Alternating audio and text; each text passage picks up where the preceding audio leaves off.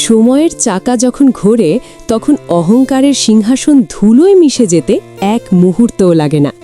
যে মেঘলাকে আপনারা এতক্ষণ অনিক আর তার বাবার পায়ের তলায় পিষ্ট হতে দেখেছেন, সেই মেঘলাই এখন তাদের ভাগ্যবিধাতা। গরিবের ঘরে লুকিয়ে থাকা আসল রাজকন্যা কি এবার তার হারানো সিংহাসন ফিরে পাবে, নাকি অপমানের প্রতিশোধ নিতে সে হয়ে উঠবে ভয়ঙ্কর? গরিব ঘরে রাজপুত্র নাটকের আগামী পর্বে যা ঘটতে যাচ্ছে তা আপনার গায়ের লোম খাড়া করে দেবে। শালিমা বিল্ডার্সের শীতাতপ নিয়ন্ত্রিত সেই অফিস কক্ষে অনেক আর রতুল সাহেব যখন কোটি টাকার প্রজেক্টের লোভে চাতক পাখির মতো বসে আছেন, তখন তারা কল্পনাও করতে পারছেন না তাদের জন্য কি অপেক্ষা করছে। অনেক ভাবছে আজ প্রজেক্টটা পেলেই সে রাজা হয়ে যাবে, কিন্তু ঠিক সেই মুহূর্তে যখন অফিসের দরজা খুলে যাবে এবং দামি পোশাকে ঢাকা সেই চিরচেনা মেয়েটি ভেতরে ঢুকবে, তখন অনিকের হাতের কলম আর মুখের হাসি দুটোই থমকে যাবে। অনেক হয়তো অভ্যাসবশত আবারও তেড়ে আসবে মেঘলাকে অপমান করতে, বলতে চাইবে, বস্তির মেয়ে এখানে কি করছিস?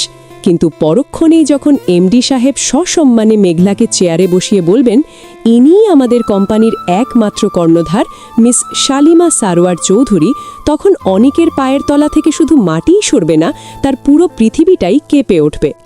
ভাবুন তো একবার, যে মেয়েটিকে কাজের মেয়ে বানিয়ে সে অবহেলা করেছে, যাকে রাস্তার কুকুর ভেবে ব্যাংক থেকে ঘাড় ধাক্কা দিয়ে বের করে দিতে চেয়েছিল, আজ সেই মেয়েটির এক কলমের খোঁচায় অনেকদের কোটি টাকার স্বপ্ন ধুলোয় মিশে যেতে পারে।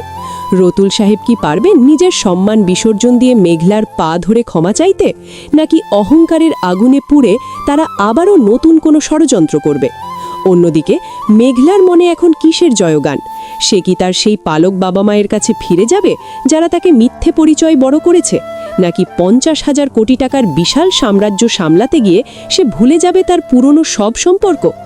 বৃষ্টির অবস্থায় বা কি হবে যখন সে জানবে তার স্বামী একজন চরম প্রতারক আর মেঘলাই সেই আসল মালিক? নাটকের মোড় এবার এমন এক জায়গায় পৌঁছেছে যেখানে প্রতিটি দৃশ্য আপনাকে শিহরিত করবে। মেঘলার চোখে এখন ক্ষমা নাকি প্রতিশোধের আগুন, সেটা দেখতে হলে আপনাদের চোখ রাখতে হবে আগামী পর্বে। মিথ্যের অবসান আর সত্যের এই রাজকীয় প্রত্যাবর্তন আপনার কল্পনাকেও হার মানাবে। অপেক্ষা আর মাত্র কিছু সময়ের। গরিব ঘরে রাজপুত্র নাটকের এই টান টান উত্তেজনার ধামাকা পর্বটি আগামী শুক্রবার দুপুর 12টায় কারু হিম চ্যানেলে আপলোড করা হবে। অনিকের পতন আর মেঘলার রাজকীয় উত্থান দেখতে তৈরি তো আপনারা?